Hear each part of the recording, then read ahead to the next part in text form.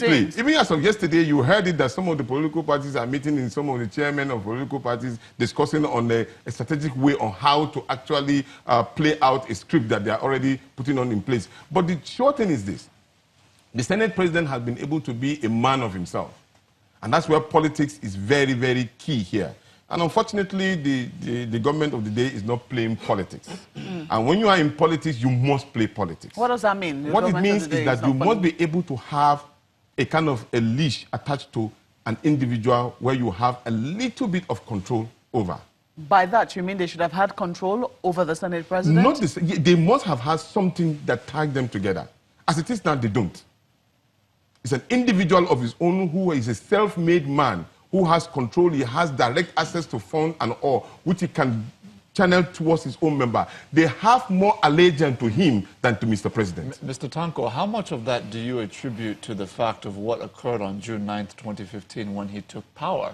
Because many people would say that, look, his primary power block in the first instance was, of course, the opposition People's Democratic Party that gave him the majority of the support he needed to emerge as Senate President. What are your thoughts about how it started, number one, and then how that plays into the President's ability to handle him concerning the fact that it was the opposition that gave him the power that he needed? Let me recap. Sometimes when I was on this television, before you come into this particular new beautiful house of yours, I gave a detailed description of what happened. The problem the party, the APC is facing at the moment now is greed, selfish interest. Yes, you may want to ask me, what do I mean? There are 5 individuals or groups who went into a market to do a business, and they agreed that they are going to do this business. These 5 groups are the AMPP, ABGA, some part of ABGA, the ACN, the CPC, and the new PDP. These are 5. And they went into a market, let's go do business. And when they did the business, they came out, and then the spoil of the business was supposed to be shared equally or somehow at least proportionally to your own contribution. Now, in that sharing formula, only ACN and the CPC got the presidency, while the ACN got the vice president. The other 3 were completely ignored. The new PDP was left alone to go and scout for his own position. That was where the Saraki people come in. And when they decided to use their own strategy because they were not given or they are not being consulted. While others were deciding to remake somewhere, this particular new PDP decided that this is the way to go, and then they got the power of the Senate, being the Senate president. And that was where the court was broken. And the speakership. Yes. And within that period, the APC were not the one who really consulted with each other and said, okay, Saraki, you go for this particular position. He earned it by his own reputation, whether you like it or not, you call it anyhow you want to call it. And so, therefore, he became a self-made person. And immediately then, the politics that should have been played was the presidency wading in and calling them all of them together and say, look, gentlemen, yes, this had happened. We are sorry we did not share positions and all, but the thing has happened. Let's work together and then find a way of working together. That did not happen. You allowed the man to consolidate his power. He now consolidated and become a very humongous person. And he controls his own position. People now are allegiant to him. So there is no any link between you and him anymore. And if you want to control a leadership, I mean, your own apparatus in politics, you must have something that ties you down together. So, Mr. Tanko, what exactly are you... And the greed which I mentioned earlier on was that the people in power want to decide exactly who become the Senate president after they've already taken all the other positions. Let me ask and that is not fair. For people who have contributed so hard, you may not like the man. There's nothing wrong with it. You may not like the man. But you must be able to know that there must be something that everybody wants when he gets into a particular position. Let's look at this point of origination quickly, because when you look at how it all started, you recall that there was a process internally within the ruling All Progressives Congress before, of course, June 9th, when they were deciding on who should take it. And we heard about George Akume. Then eventually they had decided on Senator Ahmad Lawan. And then, of course, we know what happened next.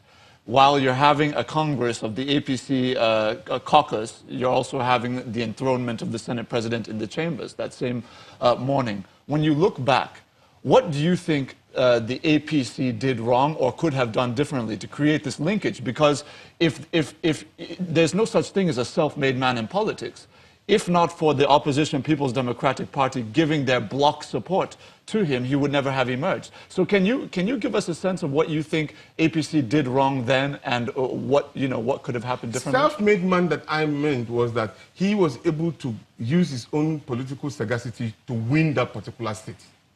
That's what I mean. And then when you talk about what did they do wrong, what they did wrong was that they were not able to put their house together and agree on a position and putting everybody to know that this is the line that we are towing and this is the person that we want.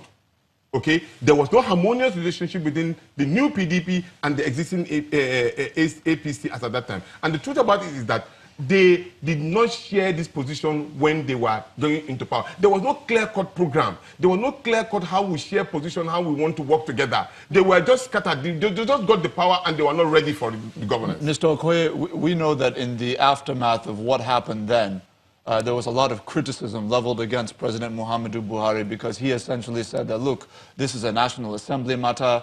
They have decided on their leadership, and I'm going to work with whoever they've thrown up. Of course, the party, the ruling All Progressives Congress said no, this is unacceptable to us, etc., etc.